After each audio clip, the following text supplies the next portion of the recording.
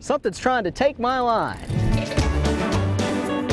This week on Fox 10 Outdoors, I fished some very deep water in search of big fish. Oh my goodness. What is going on up here today? I keep getting into these fish and they're strong. I got into a number of nice redfish and trout using live shrimp. Most of the fish were suspended just off the bottom. Here's a look at how I like to rig up this time of the year. This is kind of a tricky rig to get set up.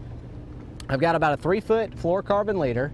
I've got an egg weight and a split shot, and then I've got this really ridiculously large float. It looks like something you would use to catch pike or walleye or something in the Northeast. And then I've got a couple of beads on the line. And all this works so that my cork can slide up and down the line. And what stops it is this little knot right here. It's called a bobber stopper, and you can adjust your depth to something very specific. Like at this point, I have it set to about 12 feet. I got a slip cork out here, and I got a nice speckled trout suspending it out here in this river along this drop-off and on a real light tide day. This is actually a really, really good speckled trout. Look at this.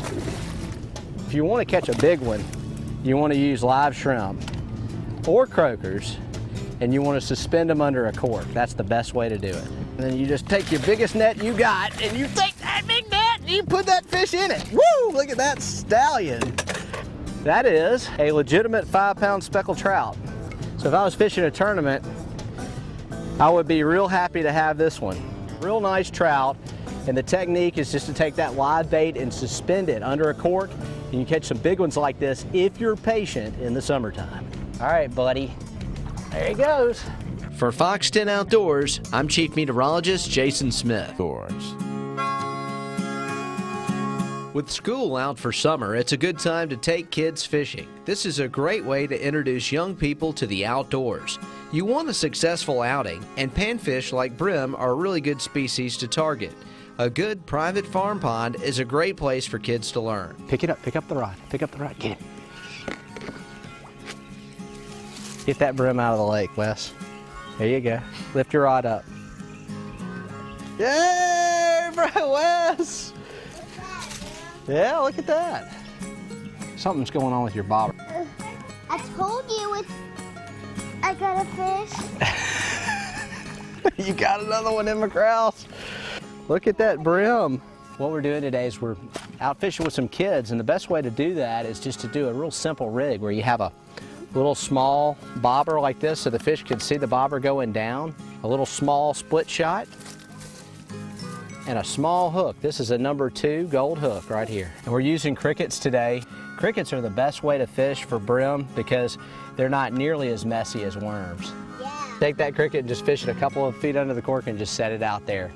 And you can even take a little stick like this to prop your cane pole in place because sometimes the kids get tired of holding the pole. Try planning a trip around 9 or 10 a.m. so you can beat the heat. I like to keep the fishing trips with the kids short, and after an hour or so, it's a good idea to take a break and enjoy some lunch or a nice snack. John Morgan caught a fine bass just as we were packing up.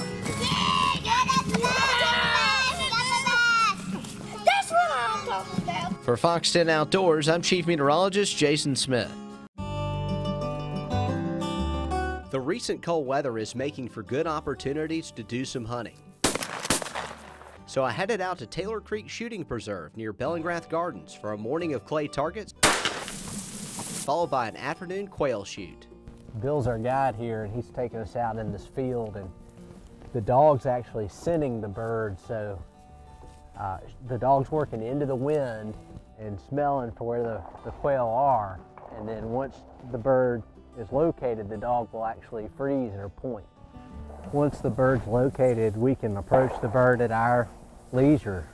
The dog will actually point and show us exactly where the bird's holding, and then we can come in and approach the bird, and we'll actually flush the bird. That way we're ready to shoot when the bird flies.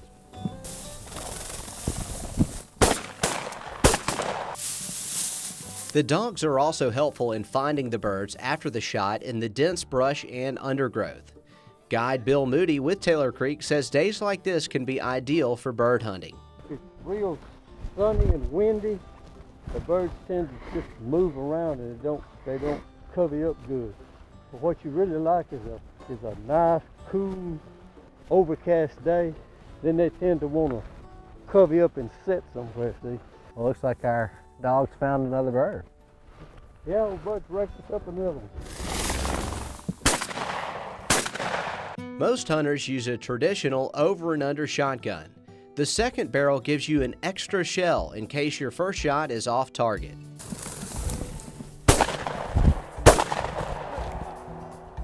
I didn't get my gun shouldered up properly, and then when I did get it bared upright, it wasn't any problem to drop the bird. For more information on hunting at Taylor Creek, check out TaylorCreekShooting.com.